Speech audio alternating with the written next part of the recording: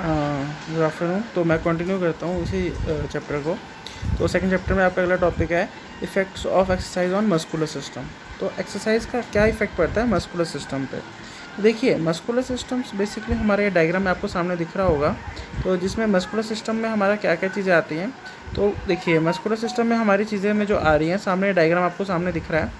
तो हमारा ये देखिए मस्कुलर सिस्टम बेसिकली क्या है, it the basis of human, यहाँ से रीड कर रहा हूँ मैं, the basis of human activities in motion. तो बेसिस हमारा ह्यूमन एक्टिविटी को करने के लिए, कोई भी मूवमेंट करने के लिए हमारी मसल्स का होना बहुत ज़्यादा ज़रूरी है।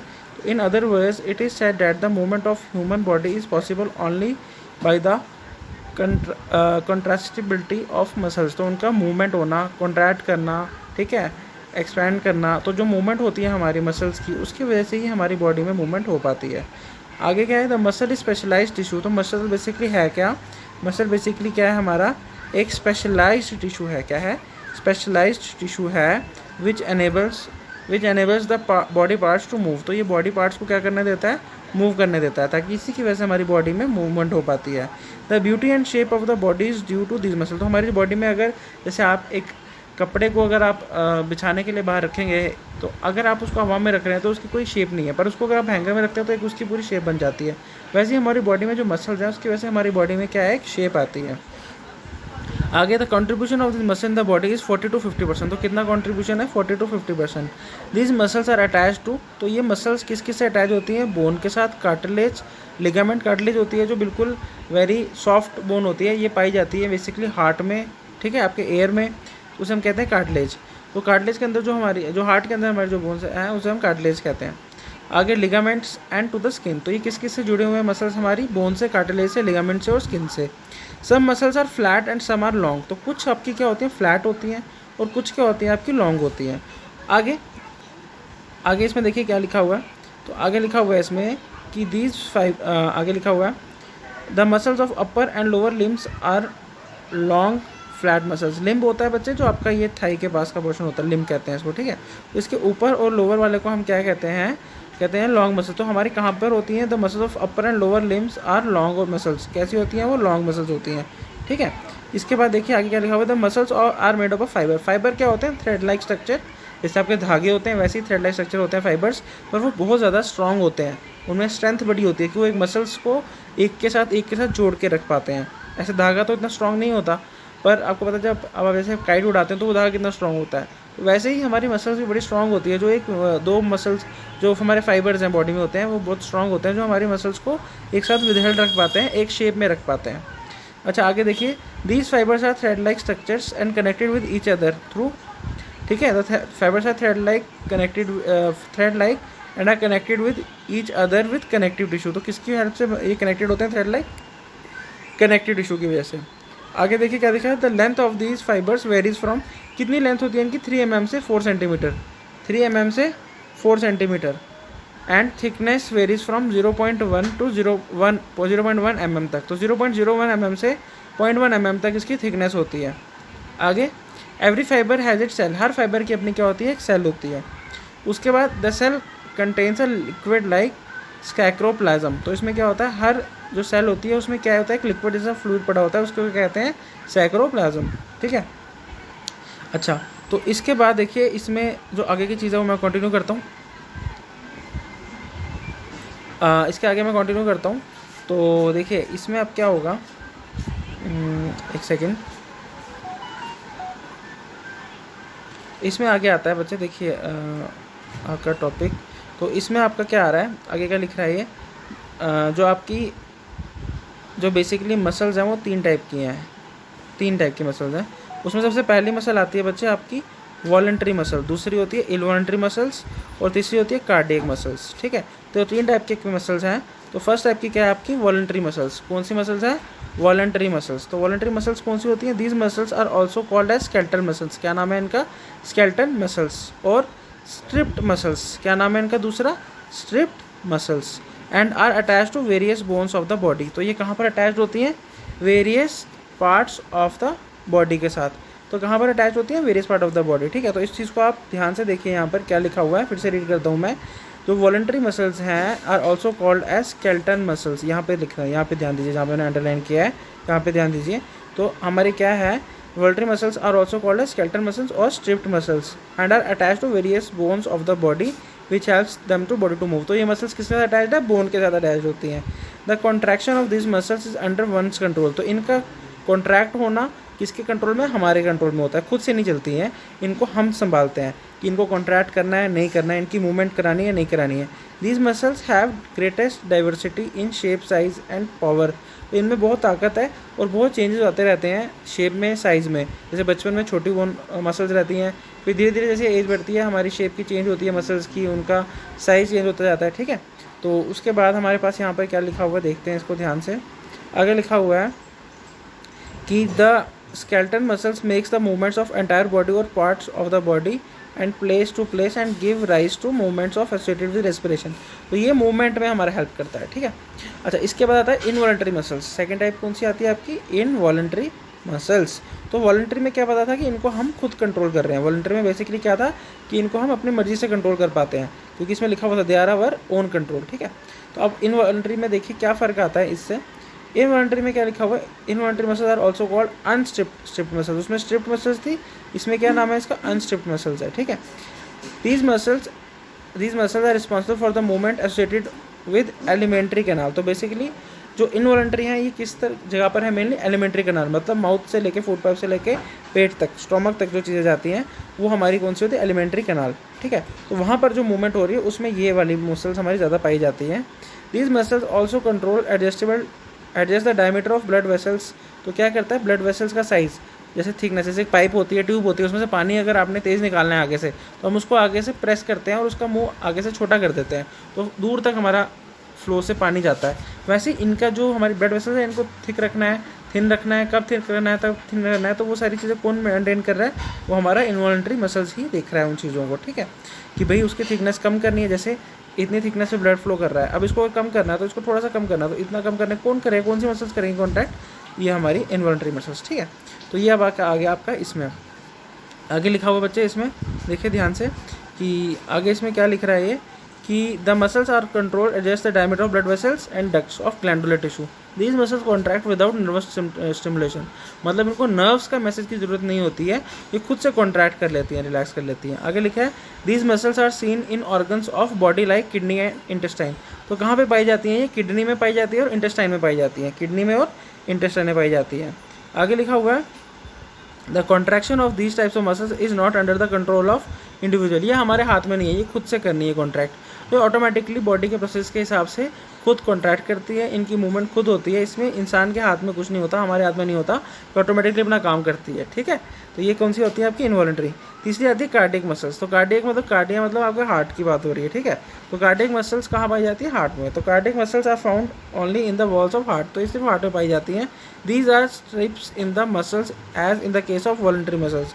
तो ये स्ट्रिप्स की टाइप में है, जैसे स्ट्रिप यहाँ पर लिखा हुआ है वैसे ये स्ट्रिप टाइप में है in the case of voluntary muscles, but it differs slightly because its fibers have some branches। जो इसके फाइबर होते हैं उनमें क्या होती है, ब्रांचेज। जैसे इसके फाइबर हैं नॉर्मल वाले थे वॉलंटरी के, उनके फाइबर सिंपल थे, और जो आपके इसमें पाई जाती है कार्डियक को, इनकी अपनी आगे आगे ब्रांचेज बनती जाएंगी, ठीक है। इस टाइप से वो रहेगा उनकी ब्रांचेस।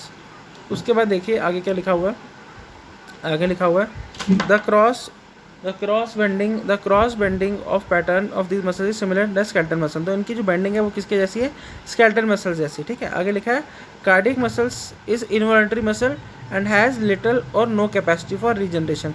तो ये कैसी मसल्स है, इनवॉलंटरी मसल्स है। कैसे हैं, इनवॉलंटरी। तो इनमें ये खुद से आगे डेवलप नहीं हो पाती है, ख़राब हो गई तो, ठीक है। और नो कैपेसिटी फॉर रीजनरेशन मतलब फिर से नहीं बन पाती है, एक बार टूट गई तो। This muscle can not work according to our will and is completely independent. देखिए इनवॉलंटरी इसका मतलब हमारी मर्जी के हिसाब से नहीं चलती हैं, हमारी मर्जी के हिसाब से नहीं चलती हैं, ये अपनी मर्जी से काम करती हैं। तभी हार्ट ऐसे आपका पंप कर रहा है, तो जब वो पंप कर रहा है, वो बीट कर रहा है, तो वो पंप करता है, अपने से काम करता है, वो अपने से पंप करता है हार्ट को, और कभी भी वो खुद से पंप करना बंद नहीं करता, वो खुद से अपना काम करेगा। तो वैसे ही आप जैसे किसी का हार्ट पंप करना बंद होगा तो लाइफ खत्म हो जाती है, तो वो उसके हाथ में नहीं है। तभी हार्ट अटैक किसी का आता है तो उसको पता नहीं चलता कि मेरा हार्ट अटैक आ गया है या नहीं आया है, तो वो चीज़ उसको पता नहीं चलती। तो वैसे ही ये जो इनवॉलंटरी टाइप की मसल्स हैं इनमें किसी का कंट्रोल नहीं है, ये बॉडी खुद से अपने से काम करती है, ठीक है। तो ये आपके 3 टाइप की मसल्स आ गई, voluntary muscles, involuntary muscles, cardiac muscles. तो ये क्वेश्चन भी आता है कभी कभी, एक्सप्लेन कीजिए मसल्स किस टाइप की होती है, तो ये आपका आ जाएगा। फिर आता है आपका अगला topic, effect of exercise on musculatory system. तो एक्सरसाइज का क्या इफेक्ट है मस्कुलर सिस्टम पे? तो देखिए मस्कुलर सिस्टम क्या आपको पता है, जैसे कोई जिम जाता है तो उसकी मसल्स बन जाती है, शेप बन जाती है, तो वैसे ही आपकी मसल्स का साइज शेप में आ जाएंगे। ऐसे ऐसे क्या क्या फ़र्क पड़ते हैं, तो वो सब चीज़ें हम पढ़ेंगे, ठीक है, इसमें कि एक्सरसाइज का क्या फ़र्क पड़ता है मस्कुलर सिस्टम पे। तो सबसे पहले इसका पॉइंट क्या, some changes of permanent nature takes place on muscular system. तो परमानेंटली कुछ चेंजेस आ जाते हैं मस्कुलर सिस्टम पे जब हम रेगुलर एक्सरसाइजेस करते हैं। These changes are the result of regular exercises and if these exercises and if this, यहाँ लिखा हुआ देखिए, and if this exercise are done once then the changes in the muscular system are of temporary. जैसे आप 2 दिन गए, 3 दिन gym गए, तो आपकी मसल्स थोड़ी सी निकली या थोड़ी सी टाइट होगी, उसके बाद आप नहीं गए तो वापस उस शेप में आ जाती है। पर जब आप उस शेप में, जब आप उसको शेप से नहीं निकालते, मतलब कि क्या कहते हैं उसको, जैसे आप उसको मतलब जैसे जिम जा रहे हैं, रेगुलरली जा रहे हैं, कॉन्टीन्यूसली उस एक्सरसाइज कर रहे हैं, उस मसल को यूज़ कर रहे हैं, तो वो परमानेंटली उसमें चेंजेस आ जाते हैं, ठीक है। आगे बोलते हैं शेप एंड साइज। अब इसमें क्या क्या हेडिंग्स है, देखिए हेडिंग्स के हिसाब से आपने लर्न करना है। Shape and size of muscular changes, तो उसमें क्या है, मसल की शेप और साइज चेंज होता रहता है। With the help of regular exercises the shape and size of the muscles changes as the cells of muscles are enlarge. उनके साइज क्या है, बढ़ जाता है, which changes the shape and size of muscles. दूसरा क्या है बच्चे इसमें, और इसका यूज़, तो दूसरा क्या है, मोर कैपिलरीज आर फॉर्म।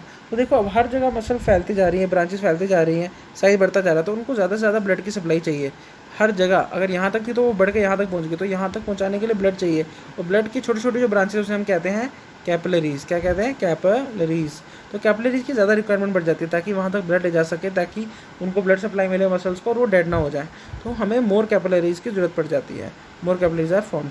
आगे muscle remains toned up. Toned up क्या होता है, शेप्ड रहती हैं। तो when there is regular schedule of exercises when muscle remains in tone position. Tone का मतलब क्या है, प्रॉपर, जैसे जो लोग जिम जाते हैं उनकी बॉडी अलग ही शेप में होती है, वो आप सबको पता है, तो मतलब वही है, कहने का मतलब वही है। तो आप इसको रीड कर लेंगे, कंट्रोल्स एक्स्ट्रा फैट। तो ऑब्वियसली बात है, जो एक्स्ट्रा फैट बॉडी में स्टोर हुआ है, जब हम रेगुलर एक्सरसाइज करते हैं तो वो सारा का सारा स्वेट के केस में, स्वेट के फॉर्म में और उसको एनर्जी के फॉर्म में वो यूज़ कर लेती है मसल्स, और वो कम हो जाता है। तो बॉडी का फैट जो है वो कम हो जाता है मसल में, जो एक्स्ट्रा स्टोर होता है। The calories which are taken in the form of fat are burned by exercise. Exercise करने से वो क्या हो जाता है, बर्न हो जाता है, तभी पसीना आता है सबको। जब हम एक्सरसाइज करते हैं तो वो पसीने के फॉर्म में बर्न हो जाती है, ठीक है। यहाँ तक समझ आ गया होगा मेरे ख्याल से आपको। अब इसके बाद आगे मैं बढ़ता हूँ, तो आगे जो इसमें लास्ट टॉपिक है क्या है, और इसमें इसी में सेम चीज़ चल रही है आपकी। तो इसमें और क्या चेंज है, चेंज इन कनेक्टिव टिश्यू।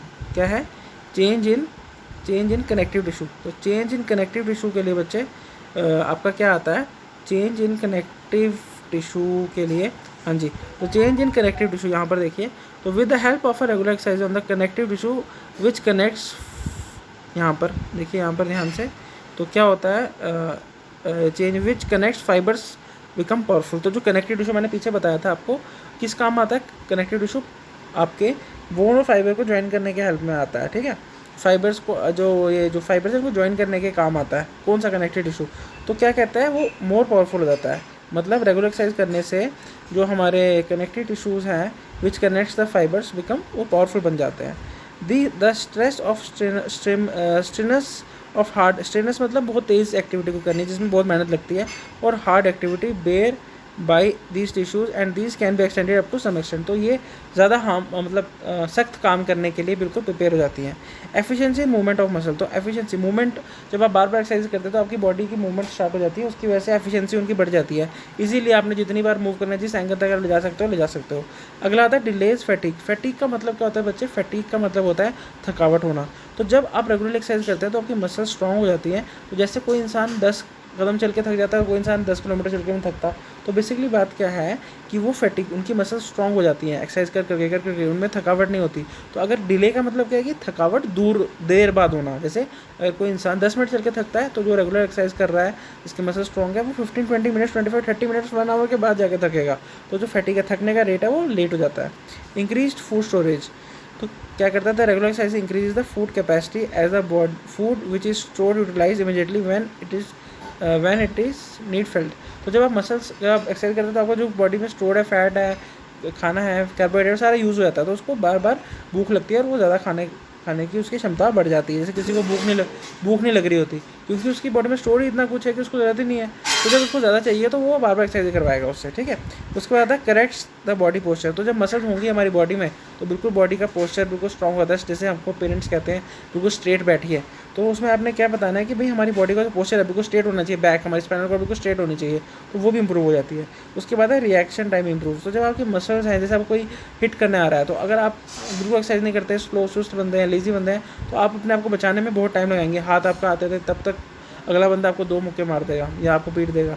अगर आप मसल्स स्ट्रॉन्ग है आपके, आप रेगुलर एक्सरसाइज करें तो आप एकदम से आपकी बॉडी मूव्स होंगे आपकी, जैसे वो करते हैं वो फाइटिंग टाई कमांडो या ठीक है ना स्पार्टन टाइप जो वो कुंग फू करते हैं, उनका देखा ना कि ये फाइट हाथ वाथ कैसे वो चाइनीज़ लोग कैसे फाइट करते हैं, वो कैसे करते हैं, उनकी रेगुलर एक्सरसाइज होती है, उनकी टफ ट्रेनिंग होती है, उससे उनकी मसल स्ट्रॉन्ग हो जाती है और उनका रिएक्शन टाइम बढ़ जाता है।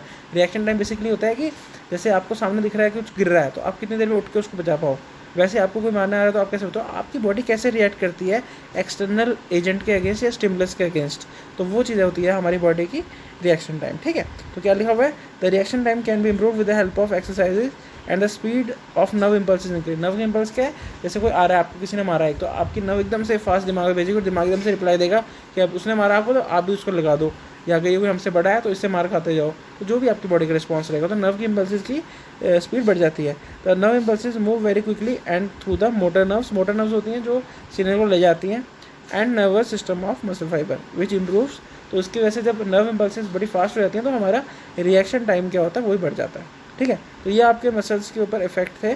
अगला इफेक्ट आपका आ रहा है सर्कुलेटरी सिस्टम पे। तो सर्कुलेटरी सिस्टम पे जो अगला इफेक्ट है वो मैं अगले लेक्चर में दूंगा। बाकी ये आपका मैंने पूरा बता दिया बेसिक्स ऑफ जो चैप्टर के हैं, सेकंड चैप्टर की फिजियोलॉजी, ठीक है। दूसरा फिजियोलॉजी क्या है, हमारे सिस्टम के सिस्टम क्या है, बेसिक्स उनको बता दिए। फिर मस्कुलेटर सिस्टम को हमने पूरा एक्सप्लेन किया, टाइप्स ऑफ मसल्स क्या है और हमारा मस्कुलेटर सिस्टम पे इफेक्ट क्या होता है एक्सरसाइज का। अब वैसे ही इफेक्ट ऑफ सर्कुलेटर सिस्टम, फिर हमारा डाइजेस्टिव सिस्टम, तो ऐसे करके सबके ऊपर मैंने आपको निकाल के बता दूंगा, समझा दूंगा, ठीक है। तो यहाँ पर हम एंड करते हैं इस टॉपिक को, यहाँ पर ख़त्म हो जाता है जहाँ तक मैंने लाइन मारी है। तो एक सर्कुलेटरी नहीं करना, ये मैं आप अगले लेक्चर में दूंगा, फिर उसके बाद पढ़ेंगे। तो आपने यहाँ तक इस आंसर को ख़त्म कर देना है। व्हाट डू मीन बाय जैसे physiology and explain the types of, अगर क्वेश्चन आ जाएगी मसल्स तो मसल एक्सप्लेन कर देंगे, सेटेड, वॉलंटरी, अनवॉलंटरी, और तीसरी का कार्डियक मसल्स। और अगर मसल की आ जाए what do you mean by exercise and explain its effect on muscular system, तो आप पूरा बना के लिख देंगे, ठीक है। तो ऐसे क्वेश्चन आता है बच्चे, ठीक है। तो ओके, इस चीज़ को मैं एंड करता हूँ यहाँ पर। तो ठीक है, थैंक यू, गुड लक, और इसको पढ़ लीजिएगा अच्छे से, ठीक है बच्चे। ओके बच्चे, बाय बाय।